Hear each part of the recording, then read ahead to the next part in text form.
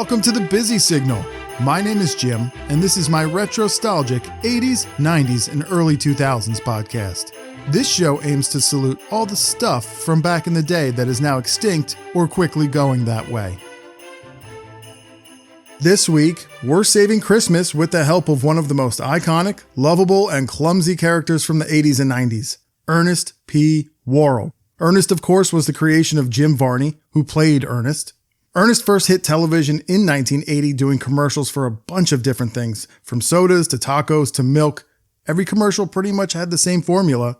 It's Ernest talking to his friend Vern, from Vern's point of view. And during these commercials, something would 100% guaranteed get broken hilariously by Ernest, or Ernest would end up in harm's way. Boy, Vern, you sure got a lot of stale old stuff down here. I'm gonna stockpile this place with my personal favorite, Vern, Sprite. Yeah, Vern, grapes are out and lemons are in. Know what I mean? First, you must let it breathe. Enough. Here, Vern, the clear taste of Sprite. Presumptuously tart, yet playfully demure.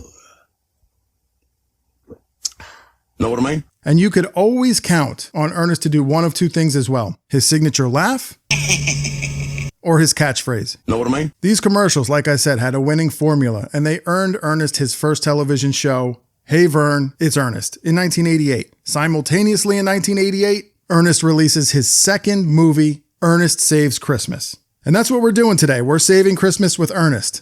Not only is this a classic Ernest film, but there's an argument to be made that this is an underrated classic Christmas movie. And joining me is returning friend of the show, George. Oh, Christmas tree, oh, Christmas tree, oh, Christmas tree, oh, Christmas tree, oh, Christmas tree, oh, Christmas tree, oh, Christmas tree, oh, Christmas tree, oh, Christmas tree, oh, Christmas tree. How you doing, Jim? I'm doing Merry Christmas, well, buddy. Merry Christmas. Oh my goodness, we're saving Christmas with Ernest. Who would have thought? Last time we checked in, we were on Cybertron. Yeah, it's a different genre, to be sure. So we're tackling Ernest Saves Christmas, the 1988 second film of Ernest P. Worrell. In the past, there have been many traditional ways to celebrate Christmas. With songs, with gifts, with family and friends. There's a new way. Ho, ho, ho, Vern. With Ernest. Ernest P. Worrell. He's back. Know what I mean? Back to save Santa. Santa's in the slammer. Look at those beady, twinkling eyes. Back to save Christmas. Back to save face. You're dead meat. That's life for you. Isn't she a doll? Ernest P. Worrell. Mr. Funtime. In the mission they said couldn't be done. On Comet, on Cupid, on Donder. In the movie they said shouldn't be done. Sophie, Scruffy, Blister. You guys say you have a problem with reindeer? Trim the tree. Light the candles. Deck the halls. And hit the deck. 'Cause Ernest P. Worrell's coming to town. And he's coming With colorful cards and festively wrapped packages. Air brakes. Ernest Saves Christmas. And just to be completely honest, I never saw this movie back in the day when I was like 7 years old when it came out. I don't even think I saw it in the 90s. I would catch bits and pieces of it on TV randomly, and I never went to Blockbuster and rented it. I never saw it. But this is one of your favorites. Yeah, we watched this every Christmas growing up. And to be honest with you, I'm not even sure why. I don't really remember the commercials that you were talking about earlier. I don't really remember any TV shows that he was in. But I remember watching this movie every Christmas with my family, and it was hilarious then. And when I had family of my own, in fact, my wife had never seen this movie to my knowledge. I was like, hey, we got to watch Ernest Saves Christmas. It was just part of what you did for Christmas, right? It was up there with It's a Wonderful Life and all those others. And she loved it. My kids love it. It's just part of the Christmas rotation. Excellent. Now that we've talked about what we were going to do for a Christmas episode and we decided on Ernest, I sat down with it twice. Once I took some notes, And the second time I just sat down and watched it to enjoy it for what it is without even thinking, and you know what? I'm a convert. This is now going to be brought into my holiday, rotation of, I've got to watch Home Alone. I've got to watch, insert whatever Christmas movie, but Ernest Saves Christmas is now part of it. Well, Jim, when you celebrate Christmas with your family, is watching movies part of how you do that? Yes. Yeah, I was going to say, I have about 8 to 10 Christmas movies that we watch every year. We got the DVDs. We just bust them out, and they're just appointment television for the month of December. And Ernest has been a part of that for, a long time in my life. 100%. I mean, I don't go a holiday season without watching Polar Express.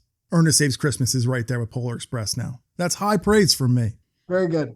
So I have some stats real quick on Ernest Saves Christmas, the feature film from 1988. You ready for these? I hope it's not the Rotten Tomatoes score. I'm going to include the Rotten Tomatoes score. Apparently they don't like this movie as much as we do.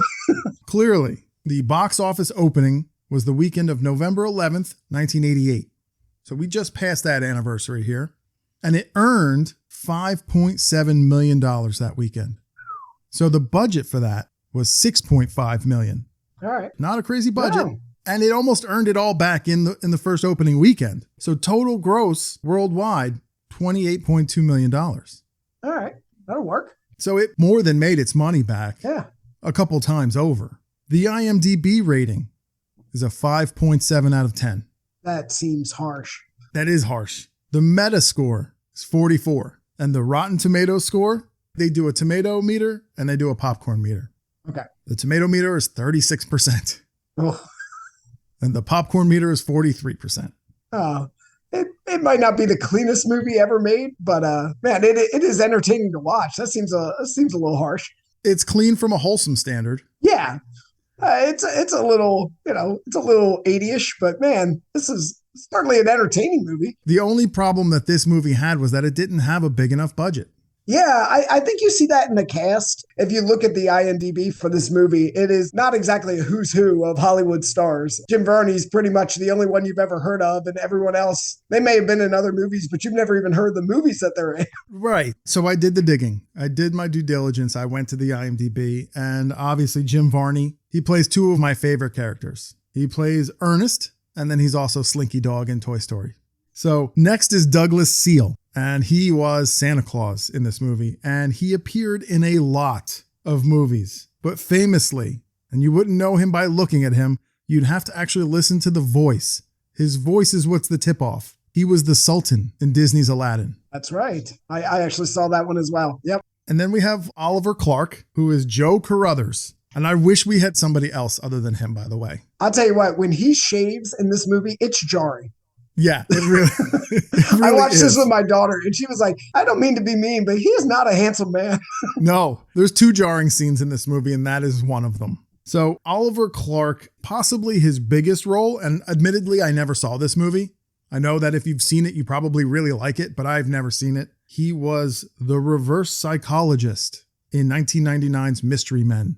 I loved Mystery Men, and I don't even remember that character. See, that just goes to prove a point, I think. Last and most certainly probably least, Noel Parker as Harmony. So much hate. There's nothing really of noteworthiness in IMDb, period, on that one. No, I suppose that role could have taken an upgrade. I don't dislike her as much as most people who watch this movie, but yeah. As far as the cast goes, she was probably my least favorite. Yeah. Like, I understand what they were doing with her character, and it did work effectively, but I almost feel like that character could have been cut out. Well, almost. One of the things I really actually enjoy about this movie is that for a humorous holiday movie, I genuinely care about the characters in this movie. I definitely care about both Santa Clauses. And by the end, I actually care about Harmony. I am actually genuinely invested in it. And given, the kind of one-note character she is, that's actually saying something. And even Ernest, his role is just kind of bringing everyone together. You really do care about all the characters. There's a lot of movies I've watched that I have cared a lot less about the people that are actually in the movie than this one. No, I'll agree with you. By the end, I do care about Harmony, but man, it took a long time for me to get there. It took a long time. It's a bit of a winding road. I really did enjoy the opening credits, which is just the classic pictures of Santa Claus with the medley of Christmas carols going on in the background. I liked that. But then we open the movie in Florida and we're given a time. It's December 23rd at 2 p.m. We're on a tarmac and Santa Claus has landed. He's taking planes to go to Florida. Okay, that's interesting. And Santa, we learn in the airport, he's looking for a replacement per his conversation with another businessman. And kids are starting to recognize him in the airport. And Ernest, we cut over to him and he is driving a taxi. And it's like a scene out of like Crazy Taxi. He's all over the place and he almost kills several people. And we get a little sneak peek at some of the special effects. It's I don't know if you know what I'm talking about. No, it's great because if you've never seen Ernest commercials or Ernest TV shows or any of the other Ernest movies, everything you need to know about Ernest, they give you in the first 5 minutes of this movie. The ridiculousness, the special effects, the life-threatening way that Ernest lives his life. It's all on full display in the first couple minutes of this movie. So they get you up to speed really fast here. Yeah, it's really cool. Back at the airport, Santa Claus is checking in. You know, he's coming through customs and everybody else in that airport is a freak, apparently. I mean, it's Florida. So yes, exactly. The fact that he's Santa Claus coming through and he's telling everybody he's Santa Claus unabashedly. Nobody's really batting an eye at this when you look around and you're like, okay, this is just Florida. Right. So then we also meet Chuck and Bobby, who are classic Ernest characters. They show up several times throughout Ernest's career in the movies. Do you remember them in anything else? Oh, yeah. They're in every single movie. And right. Yeah, trying to explain to your kids who they are and why they're in the movie is a little bit of a chore, but, you know, they are what they are. Yeah, they're very interesting. The eye thing that Bobby does. So then Santa Claus meets Ernest because Ernest, like we said, is a taxi driver. Santa Claus gets into Ernest's taxi. It's kind of a harrowing situation at the time. Like Ernest is running away from the people that he almost killed. So Santa Claus gets in there and Santa Claus learns of Ernest's affinity for Christmas. And this brings us to immediately the funniest scene in the whole movie. The Christmas tree falls out of the back of the Christmas tree. Yes. And Ernest is dead set on saving this Christmas tree. So he's driving all over the road. He's backing up all over everything, grabs the tree, flings it in the back with Santa Claus, busts out his back window. Yes. Oh my goodness. Again, everything you need to know about Ernest is right there. It's beautiful. I love the scene. It's a great scene. And yeah, it's very classic Ernest. And Santa Claus almost doesn't even bat an eye at all this. He's just like, oh, you must really like Christmas. You must have really needed a tree. Ernest's like, no, I have two, but I have a friend who might need one. And then we meet another character. We meet Harmony, who is a delinquent, possibly runaway child. And she ends up in the taxi with Santa Claus and Ernest. And right now we are assembling a motley crew.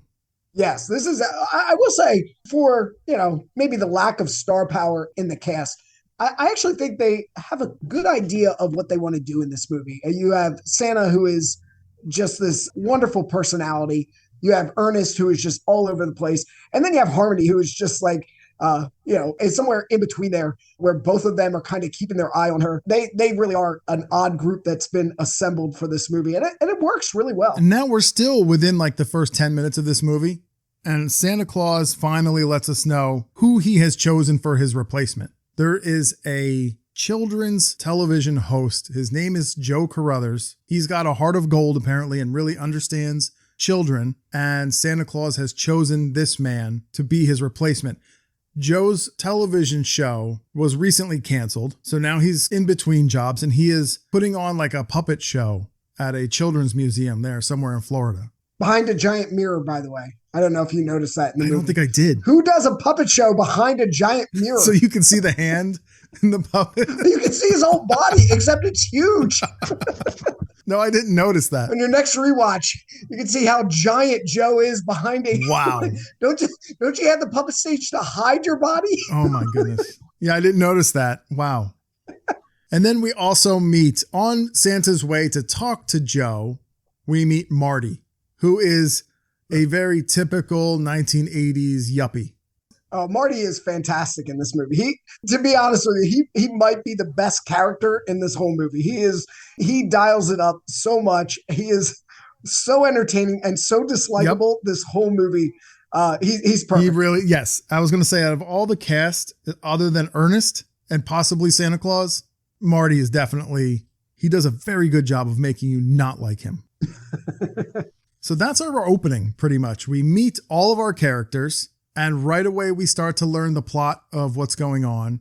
And now we have purpose. We have all of the things so far that I would consider essential in an Ernest movie. And you've got everything that I would also consider essential in the beginning of a good Christmas movie. We've got Santa Claus.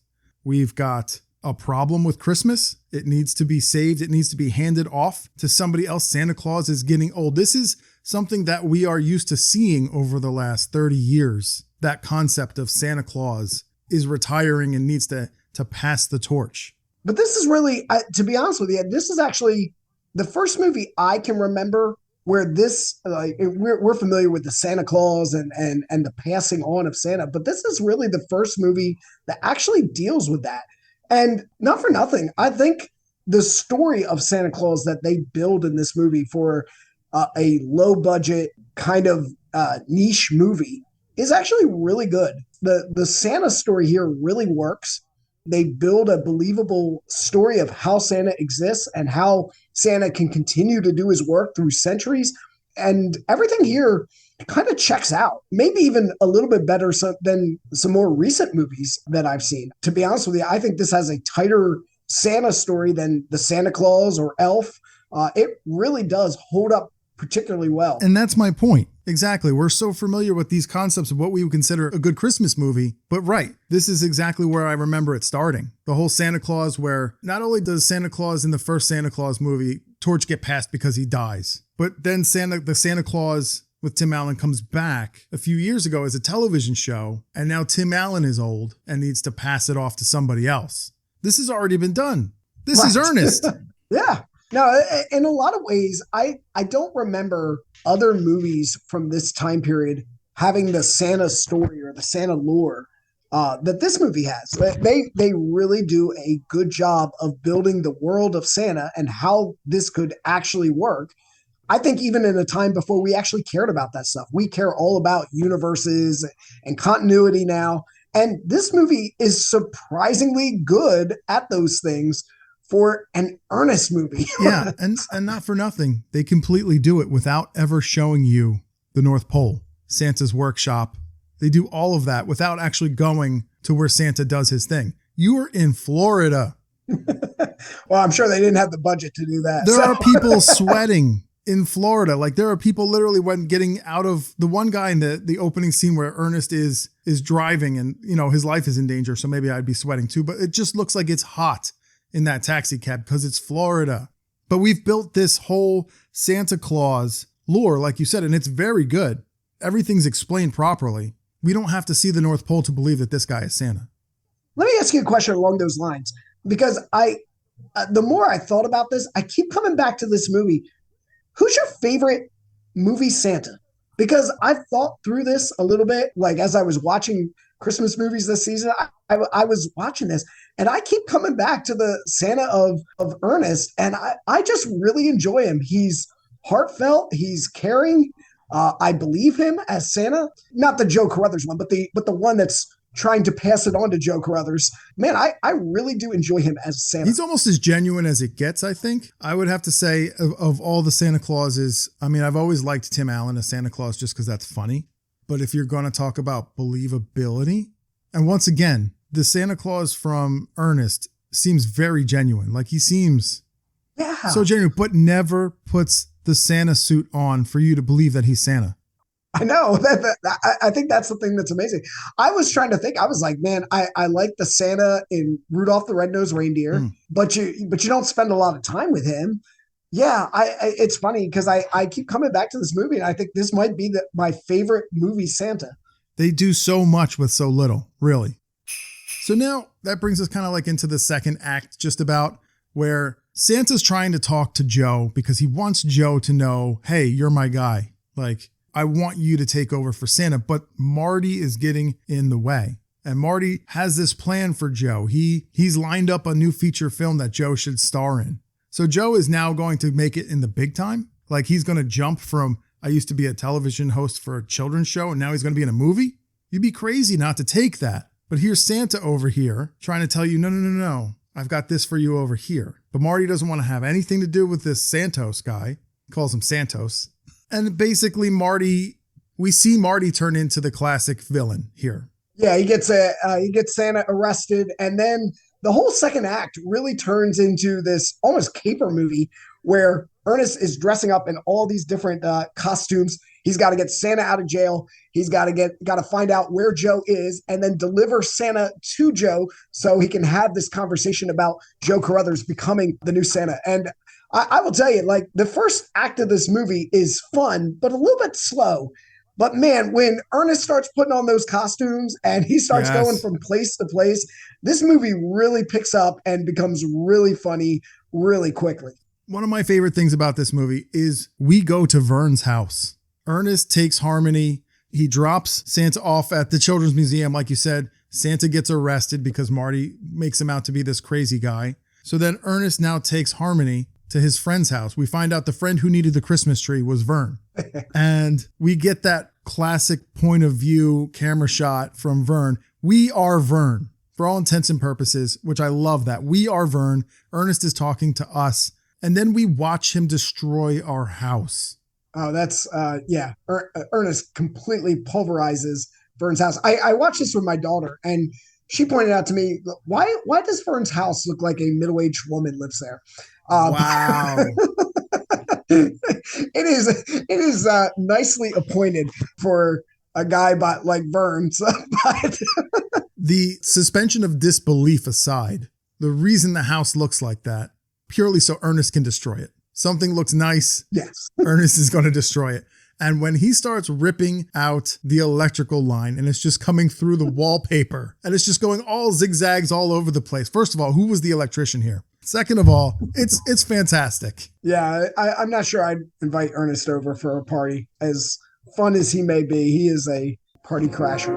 Hey, Vern, you've got to see my new holiday movie. It's called Ernest Saves Christmas. It's a great movie, Vern. And it's all about how I helped Santa out of this tough jam, and I had to drive the sleigh with all the reindeer. Let's see, there was Donner and Blitzen and Comet and Shorty and Lance and Doc and Sneezy.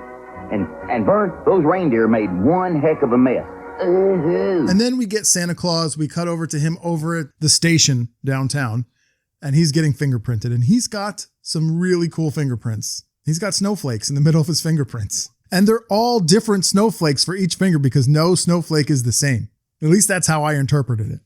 And then we get to see Joe kind of like start to take on his new job. And he's totally not 100% on this new job. He's still very doubting of whether or not this is what he should be doing, but he does trust Marty. This is where Ernest gets curious about Santa's sack. And this is where we get some real nice special I got a effects. question here that I think this would go under some kind of version of unanswerable questions. But when Ernest is pulling all these presents out of Santa's sack, and then later on, Harmony steals the sack so she can have unlimited time to go through all the presents in the sack, are Ernest and Harmony stealing people's Christmas gifts at that point? Or is there just an unlimited supply of gifts? Where are they getting these gifts from? I wondered that myself because every single gift that was pulled out of that bag was were these people's different. gifts that they were rifling through? When Harmony pulled the My Pet Monster out of Santa's sack, That might have been yours, Jim. I'm so serious it may have been. I had that same thought. I was like, wait a minute, this ball, they would, every time you pull a gift out, it was like this white ball. It would transform or morph into a gift. And I thought to myself, as she's hiding all these gifts in Ernest's house because she doesn't want them to know that she's been going through Santa's sack, I'm just like, wow, those might be other kids' toys. And what? How old were you when this movie came out? I was 7. Yeah, that was your My Pet Monster. Harmony stole your pet monster. And this is why I don't like her. It's all coming together right now. We've solved it. And to think all these years you haven't believed in Santa because you didn't get your My Pet Monster. Right? And now we know where it went.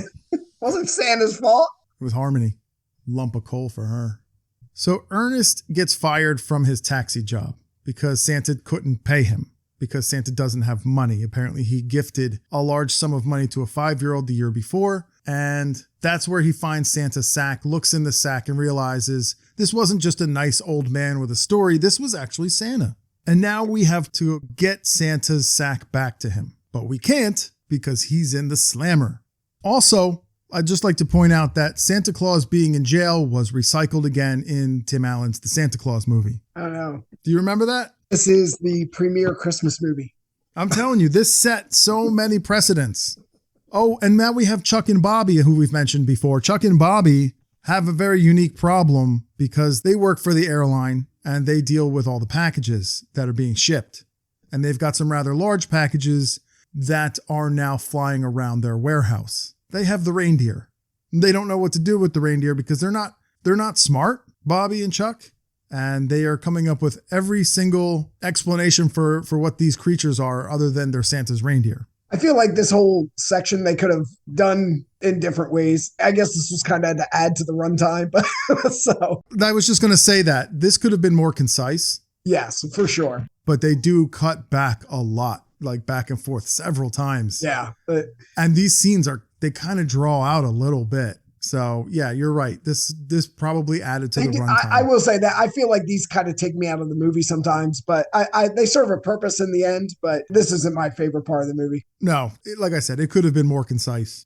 And now we've gone over to December 24th. It is now a new day. Santa Claus has spent a night in jail. Ernest is now looking for Santa Claus. Of course, when he went back to the museum, Santa's not there. Museum's closed. And now we have something that is classic Ernest, a costume change. Because that's what Ernest is famous for. He does impressions. Like within the first minute or two, we got a John Wayne impression out of Ernest, which is great. Ernest is going to bust Santa out of jail, and he dresses up in a very interesting suit and does his hair very interestingly. He parts it in the middle, and he works for the government. He works for I can't remember if it's the governor or just the government in general. He works for his name's Oscar Clement, and this is the governor's niece, Mindy. Thank you. Yes, Harmony plays Mindy. This is the first of 3 straight costume changes for Ernest. For me, this is, I think, is the best part of all Ernest movies. Are some of the characters he plays are just hilarious, and this is fantastic. He busts Santa out of jail, which will bring me to another thing here in a minute. But this whole scene is just excellent when the inmates are trying to fight for Santa. Yes. Yeah. Yeah, I love this scene. This is a classic Ernest costume change. He's a master of disguise. Yeah, because he goes from here, he busts Santa out of jail. Then he dresses up like Marty's mom. Right. He goes to Marty's place of work to figure out where they are so that Santa can get a hold of Joe, right? Yeah, and then he dresses up as the snake guy so they could get Santa onto the movie studio. Again, all 3 of these scenes are fantastic. So let me ask you, Jim, what's your favorite Ernest costume change in this movie? Who's your favorite Ernest dress-up character? Okay, so here's the thing. I've seen him do the Clement type character before, which he does very well. I've seen him do Marty's mom. That he's done that old woman costume change with the neck brace many times before. That's a very typical Ernest character. The Snake Wrangler is absolutely, it was new to me and it was incredible. It'd be my favorite scene in the whole movie. The whole talking to the security guard, you want one of these for your boy? Yeah. And then after Santa has the meeting with Joe, when they bring the snakes over and dump them in the back of Ernest's truck, this is so the fact hilarious. that he stays in character and says, "Oh yeah, I'll count them later," you know. I think that was a new one for me. When they break Santa out of jail, which works, Harmony you learn a little bit more backstory of Harmony, and Santa kind of plays therapist with her a little bit. She's troubled. And Santa, you could tell Santa knows that she's going to be okay in the end. Yeah. She gets dropped off at Ernest's house while they go to Marty's place of work and bamboozle them. And then the snake wrangling bit. This is where this movie peaked almost for me. Ernest as the snake wrangler, and we see Santa Claus going to try and talk to Joe. I did want to bring up some troubling facts about Ernest Saves Christmas. I know Ernest at face value seems just like this bumbling fool and just this wonderfully caring man. But I took a few moments and wrote down some of the crimes that Ernest committed during the course of this movie. Oh, please. Obviously, at the very beginning, we see a plethora of moving violations, driving the wrong way on a highway, all kinds of speeding violations, clearly all kinds of driving problems. He technically steals from the cab company when basically he gives Santa a free ride and then tries to make the cab company pay for it. True. His boss wasn't wrong in firing him, and clearly it wasn't the first time that he had done it. After that, we see Ernest impersonates a government official, which, by the way, is a prisonable offense. He also breaks a person out of jail, by the way, rightly or wrongly. Santa did not get his due process because Ernest broke him out of jail. True. And at the end, after they dump all the snakes in the back of Ernest's truck, Ernest goes to a park and starts throwing the snakes out into the park. If you ever wonder why we have these giant boas living in the Everglades, it's actually Ernest's fault. Yeah. This is a major problem in Florida right now that began with Ernest. Yep. Here's the thing. This movie is, for all intents and purposes, a fantasy movie. It's a Christmas movie about Santa Claus. But as far as anything goes, the one thing that checks out is what Ernest did with those snakes in Florida. Because any short Google search will show you that per square mile, there are more exotic pet owners in Florida than anywhere else in the world. And these exotic pet owners are all the same. They buy a crazy thing, it gets too big, and they say, well, I can't kill it, and I don't want to see it go anywhere else, so I'll just release it. Meanwhile, their neighbor wakes up with a boa constrictor who's half eaten their leg. Florida exotic pet owners are going to be the death of us all.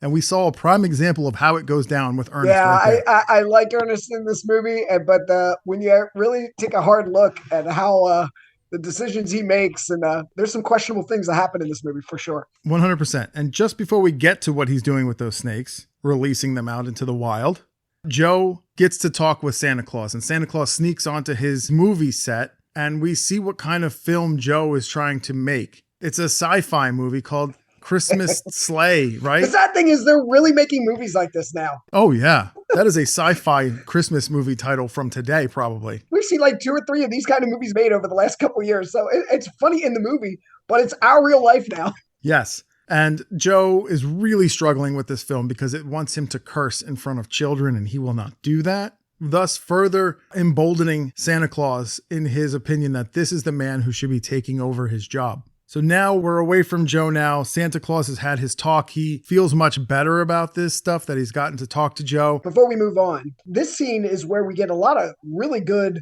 like, how does Santa work stuff in the movie, which yes. I really enjoy. But there's an interesting line here. Santa tells Joe at one point that there was a longer list of candidates that for one reason or another got whittled down. And as I was watching, I was wondering, what disqualifies you from being Santa? Well, I'm thinking cursing in front of children would have been the first thing that knocked you off. Joe passed that test. Yeah, I was going to say, I was curious, what are some of the things that got people eliminated from being Santa Claus? That's so funny. But I want to address real quick before we leave the snake scene, the most jarring, other than Joe shaving his beard, when Ernest turns around and looks at Santa Claus after he's done releasing the snakes, and there's like 6 rubber snakes attached to his face as if they had bitten him. There was no effort here in the props department. None whatsoever. Yeah, there are things that remind you that this is an Ernest movie. That's one of them. And I wouldn't change it for the world. That is perfect Ernest right there. Like, there didn't need to be better. I mean, even though the props department did not try, it was exactly on brand with Ernest's humor. So we now have Harmony, who's stolen not only all of those toys, but when Joe and Ernest come back to see her, she splits with Santa's bag, period. She makes off and she's trying to catch a train to Miami. She feels pretty unredeemable at this point in the movie. She's lying to Ernest. She's lying to Santa Claus. The funny thing is, she knows he's Santa Claus at this point. She's rifling through his Santa. It feels like she's pretty lost at this point in the movie.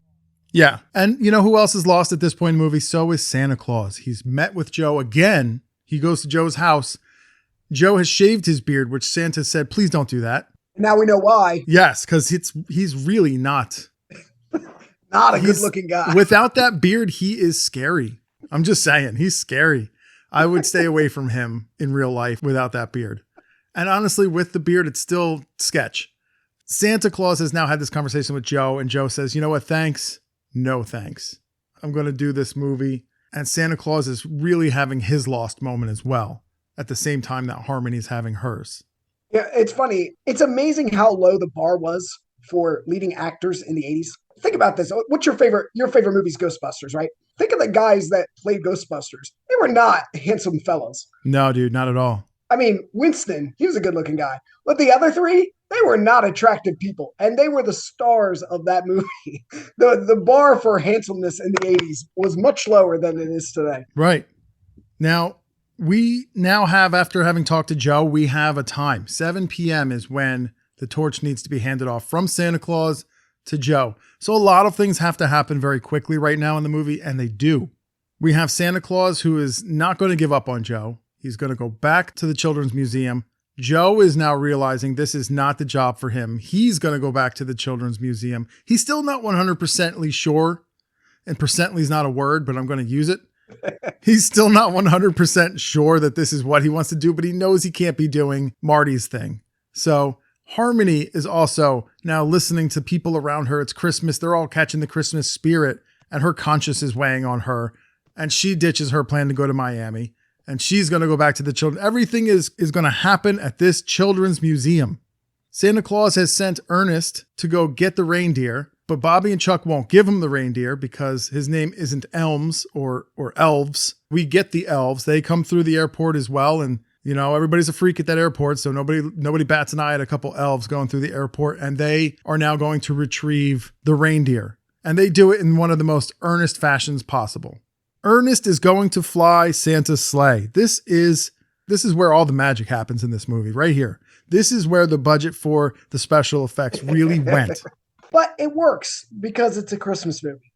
You can really get away with this here. You just have all these different things that are going on at the same time, and they all magically come back to the Children's Museum at 6:59, which, by the way, if you watch this movie, it is 6:59 for about 8 minutes in this movie. I have no doubt you're absolutely correct. The best part about Ernest flying the sleigh, so out of control that he ends up somehow at the Children's Museum and he uses air brakes. That line never gets old for some reason. Air brakes. And Joe becomes Santa Claus, as we always knew he would. And Santa makes it snow in Florida. We close with Bobby and Chuck getting a brand new holiday problem. I'm pretty sure they have the Easter Bunny, right? In their crate? Yes. Well, you forgot my post-Santa, where once upon a time he was known as Seth Applegate, and I suppose he is again. So this brings up a lot of questions. Like, Seth Applegate's been alive for well over 150 years at this point. Is this like an Indiana Jones and the Last Crusade situation where he's going to start aging rapidly? Has he just been frozen? That's a good point. Yeah, and what happens with the lady from the Children's Museum who instantly picks up Santa Claus as a date? Yeah, absolutely. No, she was eyeing him up from the beginning, by the way. She really was. From start to finish, this is a really good Ernest movie, and it's a fantastic Christmas movie. And I actually think it does a better job of being a very wholesome, clean, family fun movie than Elf. Yeah, it surprised me. And again, we said this at the beginning. It was just something that I took for granted every Christmas. It was just there. I assumed everybody watched Ernest Saves Christmas. After watching it and really, watching it with a notepad and stuff like that, I really was genuinely impressed with how good of a story it is and how enjoyable it was to watch. So if this is a movie, let me send a plug out to your audience. If this is a movie that is not in your Christmas rotation, go out. You can probably buy it for like $5 at Walmart in some bin somewhere. Guess what? It's worth it. It's an excellent movie. It's fun. You don't have to hide anything from your kids. They will have laughs. You will have laughs. It's a great 100% time. back that up. It is certifiably rad. I love this movie now, and it is absolutely in my rotation. George, thank you for saving Christmas with me. Oh, no problem. I hope you have an awesome Christmas, brother. Merry Christmas to you and your family. Thanks. We'll see you again, I'm sure, in another episode down the lane. All right. Can't wait. Ernest P. Worrell, the hero we didn't know we needed. This was such a great movie. I loved it. It was so much fun, and I don't actually think I regret not watching it back in the day, because it just seems like I was just given a really great gift by my buddy George this year. When I was looking to do a Christmas episode for this year, I wanted it to be a Christmas movie rewatch, and this one was definitely not on my radar at all. And now it's a must watch for me every holiday season. That it's in the rotation. It's there. It's going to be right next to the Home Alones, the Santa Claus, and anything else that's a holiday classic. It's going to be Ernest Saves Christmas is in that mix. So a big thanks to George for just a really cool Christmas movie pick. Oh, and here's something else, just a little fun fact to kind of make the Ernest Saves Christmas movie watching experience even better. So Santa must have a replacement in place by 6:59 p.m. on Christmas Eve, right? The runtime of this movie is 1 hour and 35 minutes. So if you press play at 5:24 p.m., it will be 6:59 in real life at the same time in the movie. And of course, just like George said, that's probably the last time real life and the movie will sync up in time for the rest of the film. So like me just a few weeks ago, if you hadn't watched this fun holiday adventure yet, take a chance. You might be surprised. Ernest always delivers. Know what I mean? Over on Instagram, it's been a month of classic Christmas commercials. You can check them out at Busy Signal Cast. Drop by, check those out, give a follow, keep up with the podcast, and get your daily shot of nostalgia. If you like this episode, please subscribe on Apple and Spotify. You'll get it every 2 weeks. A 5-star rating and a positive review would be really appreciated. 'Tis the season of giving, you know. And of course, I would just like to say thanks to everyone who listened, subscribed, rated, and reviewed the podcast, and everyone over on Instagram that commented, shared, and liked. Thank you very much. When you do give a review, as is becoming tradition here on the Busy Signal, I will read it on another episode. Just like I'm about to do now for E. Hutchinson 1125 over on YouTube, who commented on the Y2K Tech episode number 30. I never had one, but I remember seeing Palm Treo devices in ads. That was the Palm Pilot response to the smartphone, basically a full-sized PDA that could make/receive calls. Obviously, it was not one fashion statement that took off. It was released in 2003. I never had the original iPod as I was still using my Rio 500 MP3 player. Gosh, I remember those. It only held about 10 songs on it as it only had 32 megabytes of storage. Although, it could be expanded with an additional MMC, multimedia flash card. It definitely faded away once the iPod came onto the scene. Now you had a micro hard drive that could store gigabytes of music. No doubt. That's exactly how that went down. So thanks again to E. Hutchinson 1125 for getting nerdy with me over on the Y2K Tech episode. You guys can also have your reviews or comments read by me. Just Busy Signal Cast at Instagram or find me wherever you get podcasts. We're there. So this is obviously the last episode of 2024. So Merry Christmas, Happy New Year, everybody. Happy holidays. Enjoy some time off if you can. See you in 2025. Once again, I'd like to say thanks for listening. And as always, you can listen to the Busy Signal everywhere quality podcasts are streamed. Hit the subscribe button to have a new episode delivered directly to your favorite device every other Friday. If you really like the show, leave a 5-star rating or a positive review on Apple and Spotify. That lets everybody else know to come check out what you already think is awesome. You can also head over to Instagram and follow the show at Busy Signal Cast for even more retrostalgic content. I share a good amount of fun stuff that isn't mentioned on the episodes. While you're there, say hi in the comments. Don't be shy. And until next time, remember, reach out and touch the past.